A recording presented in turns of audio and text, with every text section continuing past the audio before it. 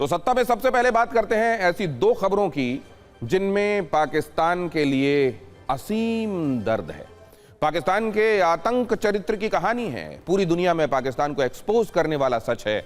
शांति और समझौते की बात करने का ढोंग करने वाला पाकिस्तान कैसे आतंकी गतिविधियों में मुलव्विस है, आज आपको बताएंगे।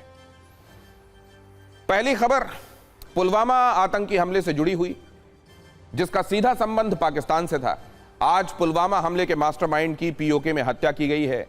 जो आतंकी पाकिस्तान की पनाह में रह रहा था, पाकिस्तान के संरक्षण में रहकर भारत के खिलाफ साजिशें कर रहा था, वो अब अज्ञात हमलावर की गोली का शिकार हो चुका है।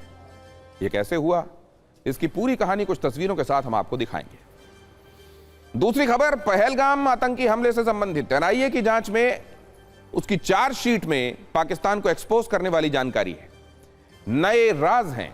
यह कहा गया है कि पहलगाम आतंकी हमले के दौरान आतंकी संगठन लश्कर का लंगड़ा लाहौर से निर्देश दे रहा था। इसकी पूरी स्टोरी भी आज हम आपको बताने वाले हैं। पहले बात करते हैं पाकिस्तान को अज्ञात दर्द दे देने वाली खबर की। यह वीडियो पाकिस्तान के अवैध कब्जे वाले कश्मीर से आया है, जहां पाकिस्तान के सत्ताधीशों के निर्देश पर गोली चलाने वाला, आतंकी हमले करने वाला, पाकिस्तान की सेना के ऑर्डर पर बॉर्डर पार करने वाला खुद गोली का शिकार हो गया, सरेआम हो गया। पाकिस्तान की सत्ता, सेना और पुलिस कुछ कर नहीं पाई। आखिर आज क्या हुआ था, इसकी एक एक डिटेल हमारे पास है। पाकिस्तान का खूंखार आतंकी हमजा बुरहान पीओके के मुजफ्फराबाद में था। हमजा बुरहान अपने ठिकाने के बाहर था। दावा है कि अज्ञात हमलावर हमजा की मूवमेंट पर पहले से निगाह रखे हुए थे और अचानक अज्ञात हमलावर उसके पास पहुंचे। बेहद करीब से हमजा पर फायरिंग की। कई राउंड की फायरिंग हुई। गोली लगने के बाद वो सड़क पर गिर गया और मौके पर ही हमजा बुरहान की मौत हो गई। पाकिस्तान की धरती से खून बहाने वाला आतंकी आज पाकिस्तान की धरती पर ही खून खून हो गया। हमजा बुरहान वर्ष 2019 के पुलवामा आतंकी हमले का मास्टरमाइंड था। हमलावर कितने थे, किस हथियार का इस्तेमाल हुआ था, हत्या के पीछे असली मकसद क्या यह किसी बड़े नेटवर्क का हिस्सा था, इसकी कोई भी आधिकारिक जानकारी अभी तक उपलब्ध नहीं है। इसकी कहानी भी आपको बताते हैं। आपको बता दें, हमजा बुरहान एक स्कूल में प्रिंसिपल था। हमजा बुरहान को आईएसआई ने कवर दिया हुआ था। आतंकी कैंपों में जिहादी ट्रेनिंग दिया करता था। ये आतंक के लिए फंड भी इकट्ठा करता था। वो स्कूली बच्चों का ब्रेन वॉश करता था, युवाओं को जिहाद के लिए तैयार करता था। यह हमजा बुरहान की आतंक की कुंडली है। पाकिस्तान के अज्ञात दर्द की पूरी दास्तान यह है कि जिस शहर में मारे गए आतंकियों की कहानी है, खास बात यह है कि अज्ञात हमलावर के शिकार हुए सभी खूंखार आतंकवादी थे। इसकी पूरी कुंडली भी हमारे पास है, तारीख के साथ कहानी। जैसे 1 मार्च 2022 को मिस्त्री जहूर इब्राहिम कराची में गोली मारकर उसकी हत्या की गई। यह जैश ए मोहम्मद का सदस्य था। कंधार प्लेन हाईजैक में भी यह शामिल था। 6 दिसंबर 2023 को हंजला अदनान की कराची में हत्या हुई। यह लश्कर ए तैयबा का आतंकवादी था। वर्ष 2016 में सीआरपीएफ काफिले पर हमले की साजिश इसने रची थी। 12 नवंबर 2023 को मौलाना तारिक रहीम उल्लाह की अज्ञात हमलावर ने कराची में हत्या कर दी थी। यह जैश ए मोहम्मद का कमांडर था। मौलाना मसूद अजहर का यह बहुत करीबी भी था।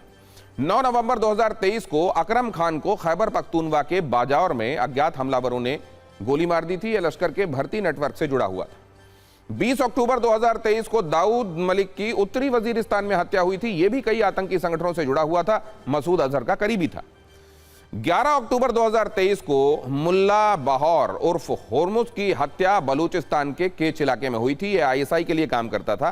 कुलभूषण जाधव के अपहरण में इसकी बड़ी भूमिका थी। 11 अक्टूबर 2023 को शाहिद लतीफ की हत्या सियालकोट में हुई थी। यह पठानकोट हमले का मास्टरमाइंड था। 8 सितंबर 2023 को अबू कासिम उर्फ रियाज अहमद की गोली मारकर हत्या की गई। यह हाफिज सईद का करीबी था। 20 फरवरी 2023 को बशीर अहमद पीर की हत्या रावलपिंडी में अज्ञात हमलावरों ने की। यह हिजबुल मुजाहिदीन का टॉप कमांडर था। कहानी बहुत लंबी है। 28 फरवरी 2023 को खालिद रजा, 6 मई 2023 को परमजीत सिंह पंजवड़, मार्च 2024 को शेख जमीलुर रहमान, 15 अप्रैल 2024 अमीर सरफराज तांबा, 30 अप्रैल 2025 कारी एजाज आबिद, और इसके अलावा भी कई नाम हैं जो अज्ञात हमलावर के शिकार हुए हैं। किसी भी संगठन ने इनकी हत्या की जिम्मेदारी नहीं ली। पाकिस्तान के लिए आज भी ये मर्डर किसी मिस्ट्री की तरह बने हुए हैं और उसी लिस्ट में आज एक और नाम जुड़ गया।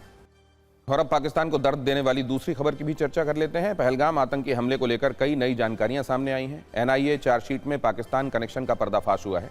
एजेंसी की चार्जशीट के मुताबिक हमले का मुख्य साजिशकर्ता लश्कर ए तैयबा और उसके प्रॉक्सी संगठन टीआरएफ का खूंखार आतंकी सैफुल्लाह उर्फ साजिद जट उर्फ लंगड़ा है। एनआईए ने उसे आरोपी नंबर 1 बनाया है।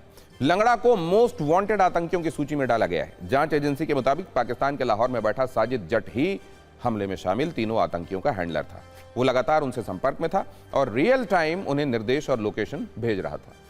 डिजिटल माध्यमों के जरिए पहलगाम में आतंकियों को गाइड भी कर रहा था। लंगड़ा ने 15 और 16 अप्रैल 2025 को 3 आतंकी भेजे थे।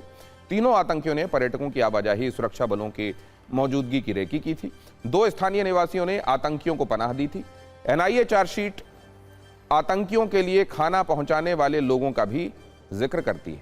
एनआईए ने चार्जशीट में साजिद जट की तस्वीर भी शामिल की है। इस तस्वीर की पहचान कश्मीर में रहने वाले उसके बेटे से करवाई गई, जिसने पुष्टि की कि फोटो में दिख रहा व्यक्ति उसका पिता साजिद जट ही है।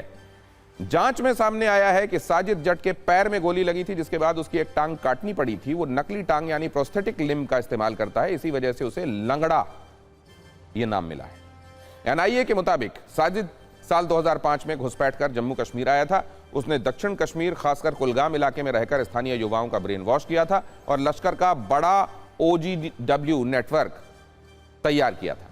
साजिद अपनी पत्नी के साथ पाकिस्तान भाग गया था, लेकिन उसके कश्मीर में उसका नेटवर्क सक्रिय बना रहा। एजेंसी का दावा है कि इसी नेटवर्क के जरिए उसने कई बड़े आतंकी हमलों को अंजाम दिया और पहलगाम हमला भी उसी मॉड्यूल का हिस्सा था। दावा यह भी है कि अगस्त 2019 में अनुच्छेद 370 हटने के बाद साजिद ने लश्कर के प्रॉक्सी संगठन टीआरएफ को मजबूत करने में अहम भूमिका निभाई। एनआईए ने इस आतंकी पर 10 लाख रुपए का इनाम घोषित किया हुआ है।